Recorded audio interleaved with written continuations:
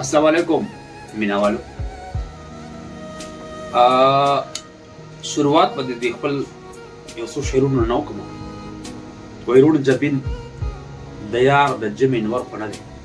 خیال سي روڼ جبین د یار د جمې نور خو نه دی. شپه روښانه غوندې شوه سهار خو نه دی. او دا چې سا ورکوي ستا وعدې خو نه دي. دا چې سا ورکوي ستا وعدې خو نه دي. دا چې ژوند کوي زما باور خو نه دی. بس د خپلې حصې مینه درنه غواړم. د خپل حق مطالبه څه شرط خو نه دی. د تیارو علاج زما نه خلک غواړي. زمونږ کور څه د وابډې دفتر خو نه دی. د تیارو علاج زما نه خلک غواړي. زمونږ کور څه د وابډې دفتر خو نه دی. چې زاهد پکې بوتانو پسې ګرځي زما زړه د سومنات مندر خو نه دی. چې زاهد پکې بوتانو پسې ګرځي زما زړه د سومنات مندر خو نه دی. د انصاف د کور توهین نه غواړم وخته کینی ورې د فولاد ور خو نه دی. د انصاف د کور توهین نه غواړم وخته کینی ورې د فولاد ور خو نه دی. د انکار عمره درانه خو پکې نشته. خو اقرار کول د یاره غر خو نه دی. د انکار عمره درانه خو پکې نشته. خو اقرار کول د یاره غر خو نه دی. قرباني وطن زمانه ولې غواړي د مفاد و جنګ د لوی اختر خو نه دی. قرباني وطن زمانه ولې غواړي د مفاد و جنګ د لوی اختر خو نه دی. چې ظالم ته د ظالم د ویرې ټیټ شي زما سر ولې هغه سر خو نه دی. په دې کوی کور نه مو باسه سم شه. په دې کوی کور نه مو باسه سم شه. د میرویس نیکه بچی د خر خو نه دی. چې هر لاس دې ورته رسي په پالنګ کې سره جنډه څه د رنډۍ ساده خو نه دی. چې هر لاس دې ورته رسي په پالنګ کې سره جنډه څه د رنډۍ ساده خو نه دی. هر غزل ته یې توبې څه توباسي. د منظر کتاب د مرګ منظر خو نه دی. ډېره مننه چې مینوالو دا زموږ سټوډیو ده په اکوړي کې اکوړه خټک بازار کې ده. ډېره اسانه ده ډېره لنډه ده ډېره نږدې ده.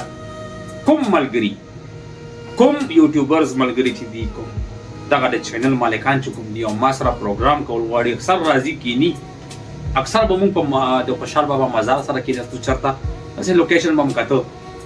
اوس هغه ملګرو ته زه دا ریکویسټ کوم چې کوم ملګري هم ما سره پروګرام ریکارډ کول غواړي او راتلل غواړي او شو کې لري دا سټوډیو ده.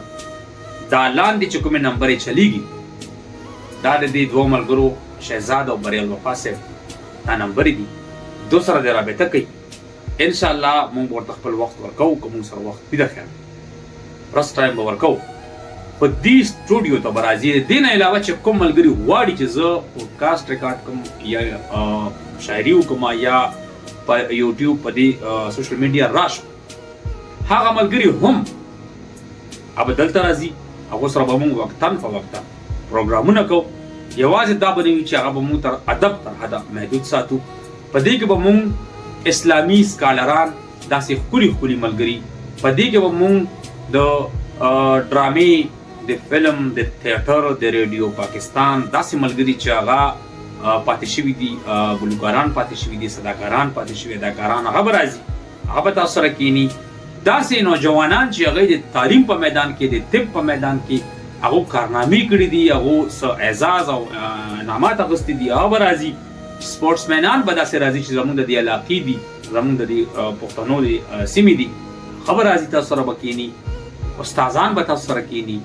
ډېر ښکلي ښکلي خلک به تاسو سره مونږ متعارف کوو د خیره سره.